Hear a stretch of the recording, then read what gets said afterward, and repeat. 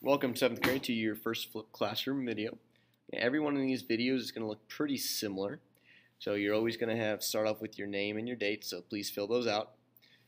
And also have your chapter, where we are starting with chapter 10, and we have section 1, outcomes and events. Our essential question is, in an experiment, how can you determine the number of possible results?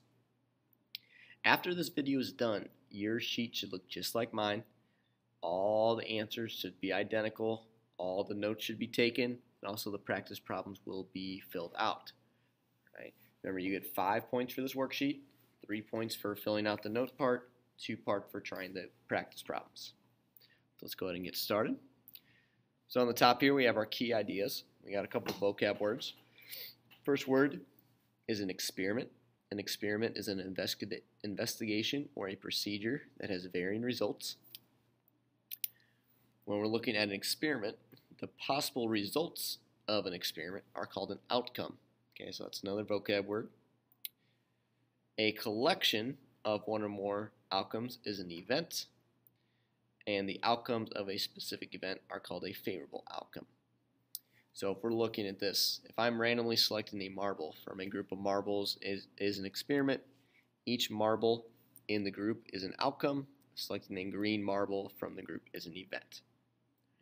Now I do know that your sheet is black and white, so I'm going to do a couple of separate things to kind of help you with the color aspect of this. So later on we're going to start labeling colors just so you are not confused about anything.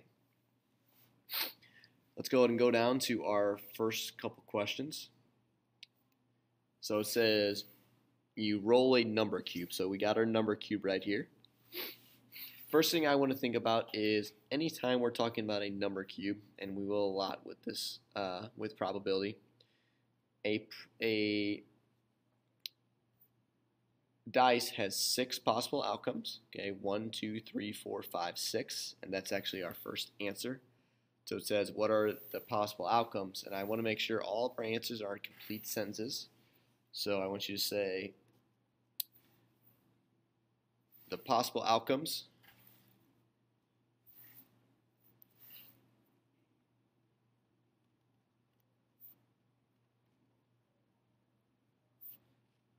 are 1, 2, 3, 4, 5, and 6.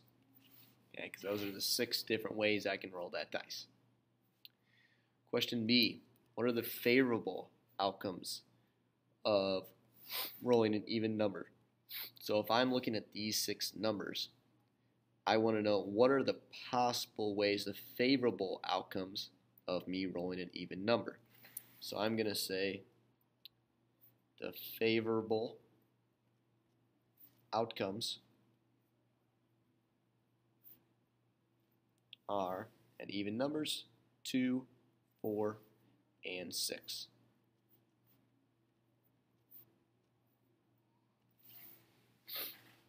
Okay. Question C says, what are the favorable outcomes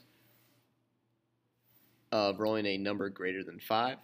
So once again, I'm going to use our numbers that we already wrote down up here. So I have 1, 2, 3, 4, 5, and 6.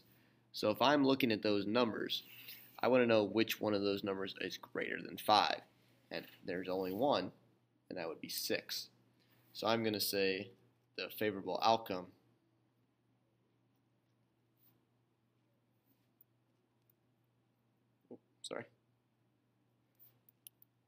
is a 6. Okay. So the favorable outcome is a 6. Let's go ahead and flip it over to the back. So here's what I'm talking about. Yes, I know yours is black and white, so I'm just going to label these colors. So this top one is purple. This one is red. This one is blue. This one is red. This one is green.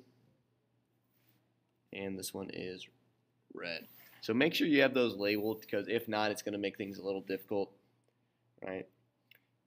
You can write them inside, you can write them outside just like that, but you will be using those colors to answer these 4 questions. So it says, I spin a spinner. This is the spinner. So it says, how many possible outcomes are there? So when I'm talking about spinning an item, I want to know how many different sections that I have. Not how many colors I have. How many sections could this spinner land on? So I have 1, 2, 3, 4, 5, 6. So that means I have, if it asks how many possible outcomes are there, I'm going to say there are 6 possible outcomes.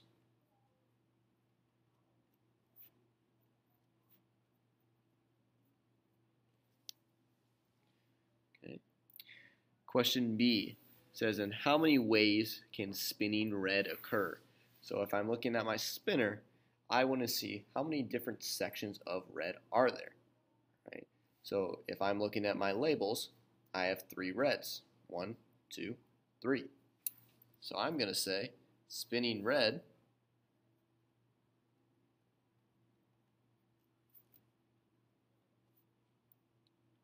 can occur 3 ways. All right, we want complete sentence answers. Question C. So it says, in how many ways can spinning not purple occur? So if I'm looking at my spinner, I want to know how many outcomes there are not spinning purple. Okay, so I'm going to count all the colors that aren't purple. 1, 2, 3, 4, 5.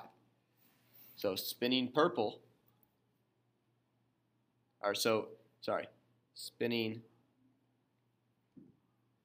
not purple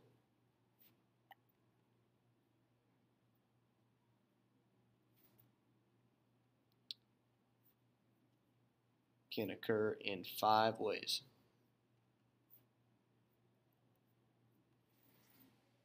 I don't have to list them because all I'm saying is in how many ways. If it were to list the outcomes, I would list them, but I don't have to. Now in this one, I will have to list my answer. So it says, what are the favorable outcomes of not spinning purple? So almost an identical question to this, but this time we're going to actually label them. So the favorable outcomes for not spinning purple, I need to list all of these colors. I need to say red 3 times because there's 3 separate sections of red. So the favorable outcomes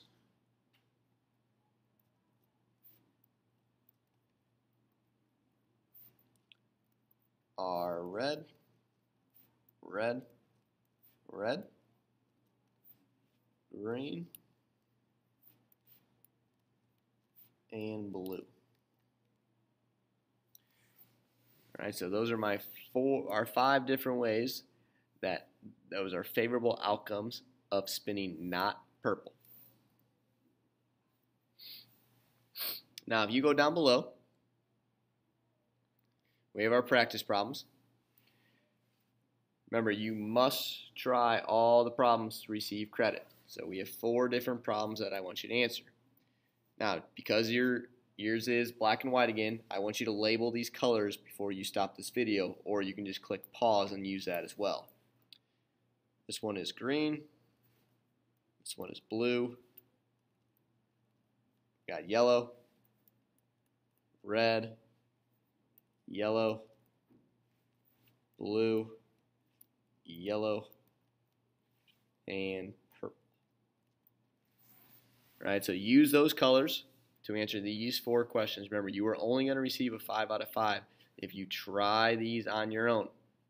Even if you get them incorrect, you will still get credit. I want you to try them. So your sheet should look exactly like mine. All the notes should be filled out. All the examples should be in full sentences. If you do that, you will get a 5 out of 5. If you have any questions about any of this, please make sure you are writing it down on the sheet. Bring those questions in tomorrow, and you will get them answered tomorrow first thing in class.